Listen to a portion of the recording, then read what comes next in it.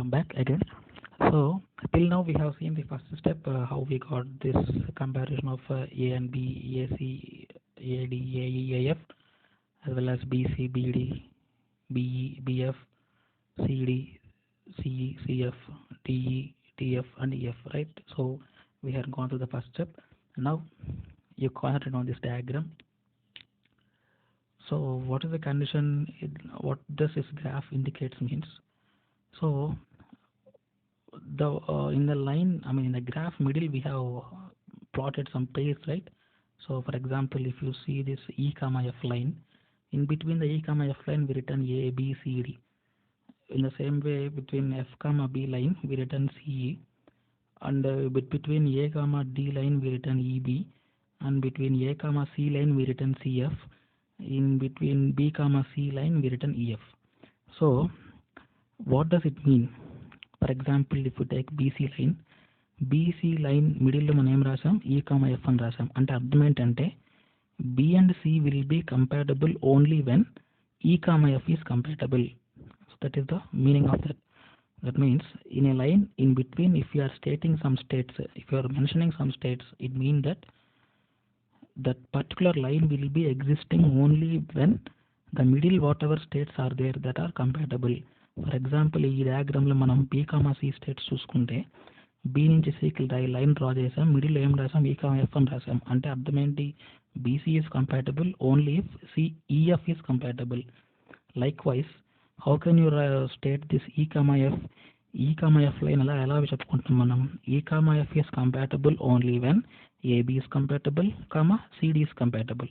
అంటే AB plus CD ఇవి రెండు కంపాటబుల్ అయితేనే EF అనేది కంపాటబుల్ అవుతుంది, లేకపోతే కాదు. That is the meaning. So F comma B line చూడండి, B comma F is compatible only when CE is compatible. అలాగే E comma B చూడండి, E comma B is E comma కాదు, A comma C. A comma C is compatible only if C comma F is compatible. That means wherever you have written the states in between the line, అవి మీరు simplify చేయాలి. So first we will start with the E comma F. Start with them first. Okay, E comma F is compatible only when AB is compatible. So see here, E comma F is compatible only when AB is compatible. ఇక్కడ చూడండి, AB ఎలా ఉంది, ఇక్కడ compatible అయిందా? Compatible అయింది కాబట్టి okay, no problem. Next CD check చేసుకోండి, CD is compatible, so no problem. So here AB is compatible, CD is compatible.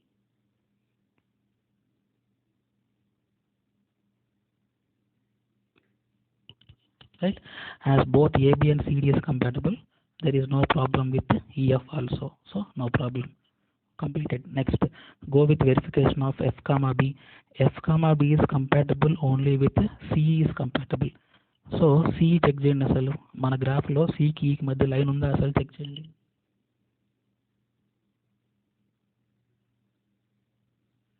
We don't have any line between C and E. As we don't have any line between C and E, as CE is not compatible, CE compatible కాకపోతే FP కూడా compatible కాదు. కాబట్టి ఆ CE మీద ఒక into mark పెట్టండి. So like this you need to mention A into mark on CE. అంటే CE అనేది సాటిస్ఫై కాదు. సో CE సాటిస్ఫై కాలేదు కాబట్టి ఆటోమేటికలీ FB కూడా ఎగ్జిస్టెన్స్లో ఉండదు. నెక్స్ట్ ఇక్కడ A comma D చెక్ చేయండి. A and B is compatible only when EB is compatible. ఇప్పుడు మీరు ఈకి బీకి లైన్ ఉండాలి చెక్ చేసుకోండి. ఈకి బీకి ఆల్రెడీ మనకి స్ట్రైట్ లైన్ డ్రా చేసింది కాబట్టి, సో ఈబీ కంపాటబుల్ కాబట్టి ఏడి కూడా కంపాటబుల్ అవుతుంది. సో అక్కడ టిక్ మార్క్ పెట్టుకోండి పెన్సిల్తో. Next A comma C check చేయండి. A comma C is compatible only when CF is compatible. అంటే Cకి Fకి మధ్యలో లైన్ ఉందా లేదా చెక్ చేసుకోండి. Cకి Fకి మధ్య లైన్ డ్రా చేసినాం కాబట్టి సో ఇది కూడా కండిషన్ సాటిస్ఫైడ్. సో అక్కడ కూడా ఒక టిక్ మార్క్ పెట్టుకోండి. నెక్స్ట్ Bకి Cకి చెక్ చేయండి. చెక్ చేయండి. BC is compatible only if EF is compatible. EF check చేయండి. Eకి Fకి మధ్య లైన్ ఉందా? ఉంది కానీ ఎలా ఉంది అది? అక్కడ మళ్ళీ రెండు కండిషన్లు ఉన్నాయి. EF is compatible only when AB and CD is compatible. అవి మనం ఆల్రెడీ చెక్ చేసాం కాబట్టి EF అనేది కరెక్టే కాబట్టి. as EF is correct, automatically BC will be existing. So E, F దగ్గర కూడా టిక్ మార్క్ పెట్టుకోండి. ఈ టిక్ మార్క్స్ అనేటివి మీరు పెన్సిల్తో పెట్టుకోవాలి. ఓకే, ఎగ్జామ్లో ఈ టిక్ మార్క్, ఇంటూ మార్క్స్ ఇవన్నీ మీరు పెన్సిల్తో పెట్టుకొని ఇండికేట్ చేయాలి.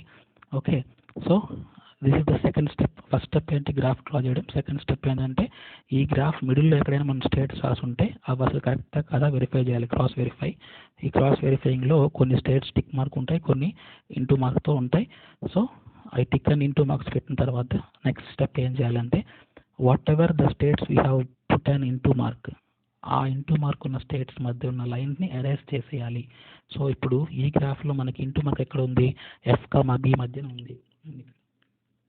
ఎఫ్ కామా బి మధ్య we have f comma b as into mark. F comma B మధ్య ఇంటూ మార్క్ ఉందంటే అర్థం ఏంటి, the line present between F comma B should be erased. Okay, that should be erased. So erase చేసిన తర్వాత మీకు వచ్చే final diagram ఎలా ఉంటుందంటే, so this will the final diagram after erasing of the line between B comma F. Okay, మీరు మళ్ళీ మిడిల్లో states అయిన అవసరం లేదు, మనం చెక్ చేసుకున్నాం కాబట్టి అవి తీసేసి డైరెక్ట్గా లైన్ డ్రా చేసుకోవడమే. Okay, this will be the final diagram. ఈ డయాగ్రామ్కి ముందు డయాగ్రామ్ డిఫరెన్స్ ఏంటంటే, difference is nothing but whatever the CE which is not satisfying with P comma F, that is been removed. So this will be the final diagram. Now after drawing the final diagram, in this graph you need to verify whether any we need to check for the higher order polygon. Polygon and enti a shape with more than 3 sides, 3 vertices, and a triangle, square, more than 3 and enti square, rectangle, pentagon, hexagon, decagon, ఇవన్నీ ఏంటివి, these are their polygons. So a closed surface with higher vertices, more vertices. So ఈ మీ డయాగ్రామ్లో a closed polygon అంటే చూడండి ఇక్కడ ABCD. See here ABCD is nothing but an higher order closed polygon. So you need to write all the vertices of an higher order polygon. Okay, ఇందులో present 4A ఉన్నాయి కాబట్టి 4A. Other example మీకు 5 points cover అయ్యే విధంగా ఉంటే ఆ 5 states గ్రూప్గా రాసుకోండి. Okay, in my right now in this example only ABCD covers the maximum vertices as an higher order polygon. So one thing, before and writing the higher order polygon, first of all you write down the compatible pairs. So compatible pairs ఏమేమి ఉన్నాయో అవి first మనం list out చేసుకుందాం first. So how to write the compatible pairs, first AB అంటే మీరు line ఎలా draw చేశారు, first ఏ నుంచి బికి డ్రా చేశారు కాబట్టి A comma B. Next pair ఏంటి, A comma C.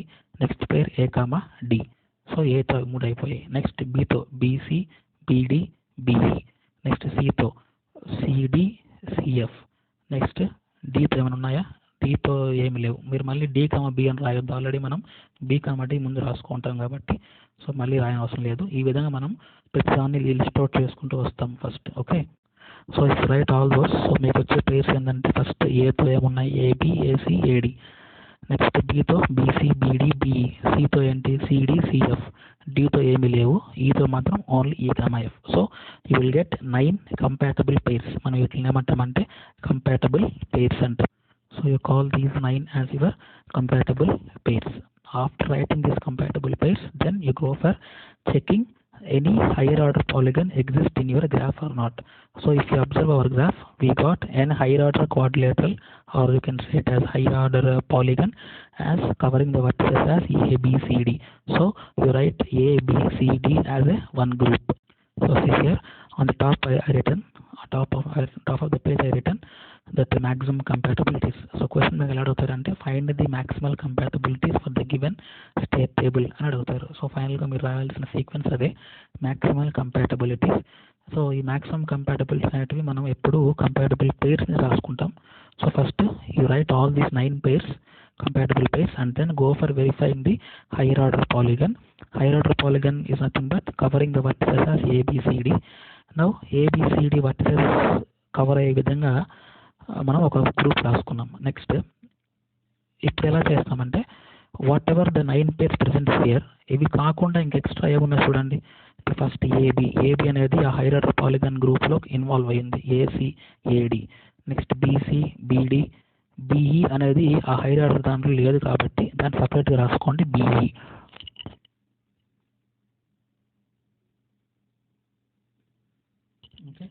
BE. Why? Because E is not in the group of higher order polygon, so BE అనే పేరు ఖచ్చితంగా రాసుకోవాలి. Next CD is also involving in the higher order polygon. Next CF, EF ఇవి అందులో లేవు కాబట్టి అవి విడిగా రాసు.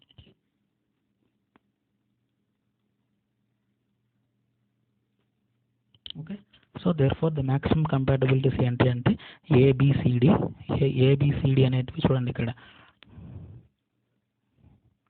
AD, AC, BC, BD, AD, CD. So ఇప్పుడు whatever the tick marks are given AB, AC, AD, BC, BD, CD ఇవన్నీ already మనకి ఈ ABCD అనే హైయర్ ఆర్డర్ పాలిగాన్లో ఇన్వాల్వ్ అయి ఉంటాయి. సో అవన్నీ రాసుకోకుండా ఏవైతే ఇన్వాల్వ్ అవ్వట్లేదో చూడండి ఇక్కడ BE, CF, EF అవి మాత్రం విడిగా రాసుకున్నాం. So this will be the final maximal set of compatibilities. మీరు ఎలా రాసాలంటే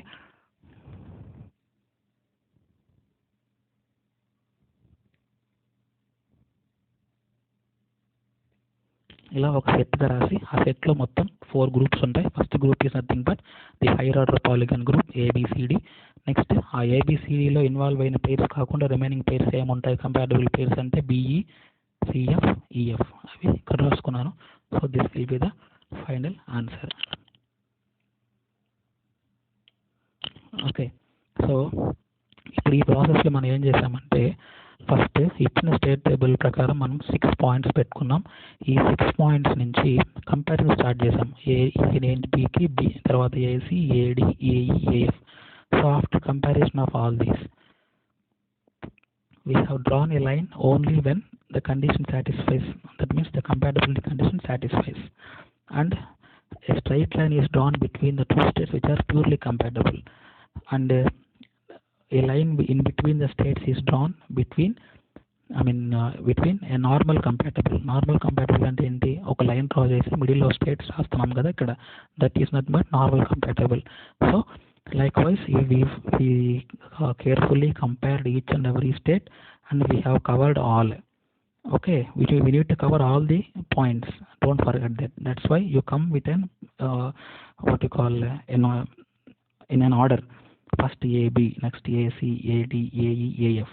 సో ఏతో కంప్లీట్ అయిపోయింది. నెక్స్ట్ Bతో BC, BD, BE, BF ఇట్లా ఒక ఆర్డర్లో కంపేర్ చేసుకుంటే then you will cover all the vertices, and after the vertices you need to cross verify the condition of compatibility. That means if a line is drawn in between the states mentioning the compatible pairs in between the line. So see here ఇక్కడ చూడండి, ఇదే గ్రాఫ్లో మనం B, C లైన్కి ఏమి రాసాం, B and C is compatible only if E and F is compatible. అలా కొన్ని కండిషన్స్ ఉంటే ఆ కండిషన్స్ అసలు వెరిఫై అవుతున్నాయా లేదా క్రాస్ వెరిఫై చేసుకోండి. వెరిఫై అయిపోతే you put and tick mark with pencil, verify కాదు అంటే ఇంటూ మార్క్ పెట్టండి. చూడండి ఈ డయాగ్రమ్ మనకి ఇక్కడ F, B మధ్య మనకి C, E అనేది మనకి కండిషన్ సాటిస్ఫై కాలేదు కాబట్టి ఇంటూ మార్క్ పెట్టుకున్నాం.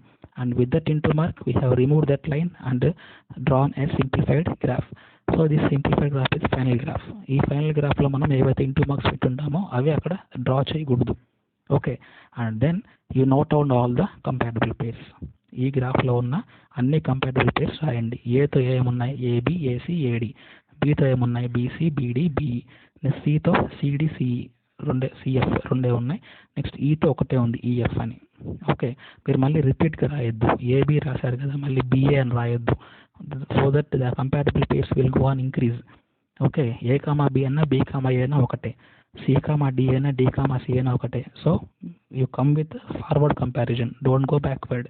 కాబట్టి మీకు మొత్తం 9 కంపాటబుల్ పేర్స్ వస్తాయి. ఈ కంపాటబుల్ పేర్స్ అయిపోయిన తర్వాత you need to verify for higher order polygon. మీ గ్రాఫ్లో ఎక్కువ వర్టిసెస్ కవర్ అయ్యే క్లోజ్డ్ పాత్ ఎక్కడైనా ఉందా చూడండి. ఇక్కడ మన దాంట్లో ABCD మళ్ళీ D అనేది A క్లోజ్ అయిపోయింది. So it is an polygon with 4 vertices. అంతకన్నా పెద్దది మన దగ్గర లేదు. Okay right.